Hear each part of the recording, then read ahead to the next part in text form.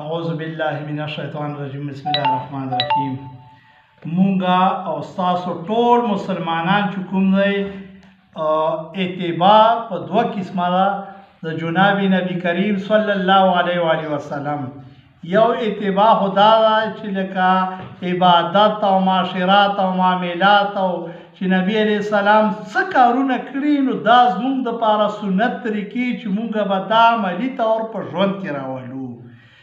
بیا دویمه خبره دا ده چې جناب نبی کریم صلی الله علیه و آله وسلم الله تعالی دنیا ته څه لپاره راغلی و؟ رحمت للعالمین. د قیامت ورځې پورې الله تعالی د ټول عالمونو لپاره رحمت دنیا ته راغلی و. مقصد یې دا و چې تبلیغ کار وکړي، چې خلکو ته تبلیغ وکړي. بیا نبی علیه السلام و صحابه کرامو ته ویلي، زموږ ټول امتیانو ته یې ویلي چې د قیامت ته ورځې پورې دا په موږ باندې لازم دی چې موږ به تبلیغ کار کړو او دنیا کې یو کافر موږ به کلمه ورسوو ورته. یو مقصد د عبادات دي او معاشرات او معاملات، دویم چې کوم دی تبلیغ کار دی چې موږ د جناب نبی کریم صلی الله علیه وسلم اتباع وکړو.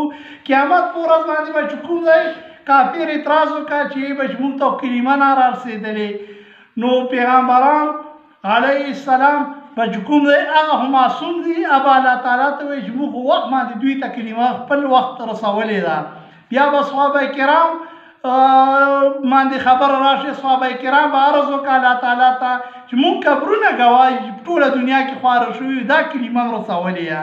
خبره بیا موږ له راشي چې تاسو څنګه چل دی، به یې چې تاسو ته مونږ ټي وي او ریډوان او هر شی کور ته رسولی و، تاسو کلمه څه له نه رارسولې چې اوس څه چاته محل په جنت کې میلاوږي. نو ګورې په هر مسلمان باندې فرض دی چې مونږ او تاسو تبلیغ کار وکړو، چې په تبلیغ کې مې څه وخت شته به دغه فرضو نه خلاصوو مونږ.